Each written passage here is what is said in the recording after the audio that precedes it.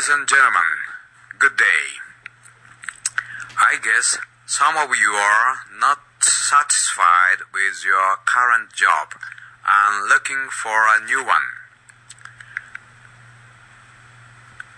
Some years ago, I was stationed in London as a personnel manager.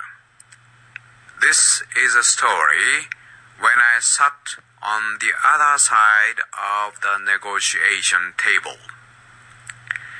One day, a British officer named Jane came and asked me, "May I have words with you?"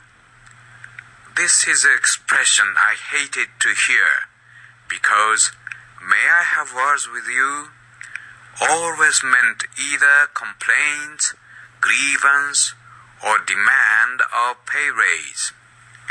But it's my job to answer all those nasty questions, so I invited her into my office, shut the door, and asked, "How are you doing, Jane? What can I do for you?" She began her story.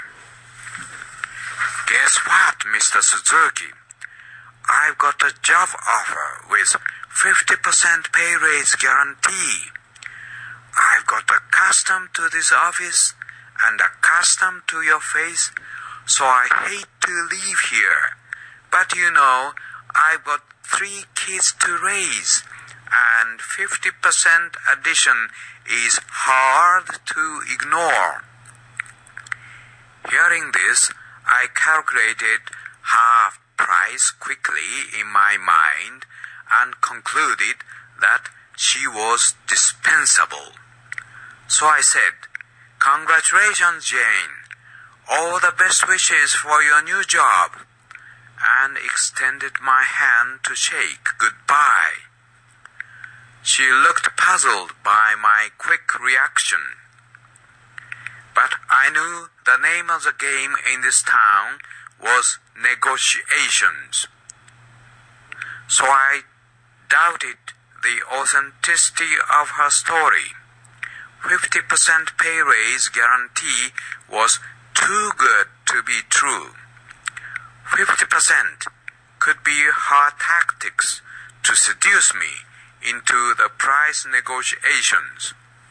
Anyway, she gambled her fate in future and left the office. Now, ladies and gentlemen, I've got to recruit a new staff. There were many applications. After examining many CVs and interviews, I picked up Jimmy as a candidate and asked him to have lunch with his future colleagues in this office. After the lunch, I asked the section manager about Jimmy's impression and if he was agreeable to have Jimmy as a member of his team. He said no. "Why?" "'Cause he's a gay." "What? How can you tell?" His answer was beyond my imagination. He said, "Firstly, Mr. Suzuki, his resume says he is single, but did you notice a ring in his left finger? It's an expression of avoiding women." Secondly, did you see how he drank coffee? Like this, his finger up in the sky. Thirdly, when he spoke, he did not look straight in the eye. And finally, he did not fit in his new jacket and tie. What a sensitive observation this is, ladies and gentlemen. He scared me as he's just proved he could be a better personal manager than I was. However, I wasn't convinced yet and asked, What's wrong with Jimmy being a gay? Don't you know there's a policy in the US Army named Don't Ask, Don't Tell principle, under which the recruiters don't ask soldiers' sexual orientation, and in return, the soldiers don't tell their sexual inclination to anybody else. Can this don't ask, don't tell principle work in this office too? This proposal of mine was denied by the majority, and to my regret, I couldn't offer a job to Jimmy.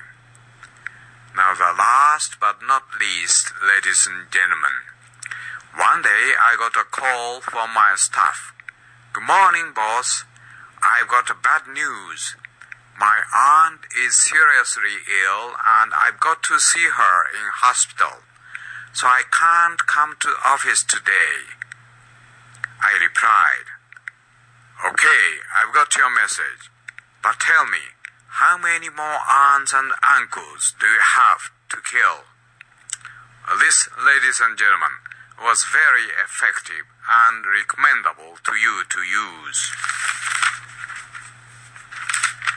To sum up my story, ladies and gentlemen, it's very important to read people's mind in the daily life. If I read your mind now, some are getting bored.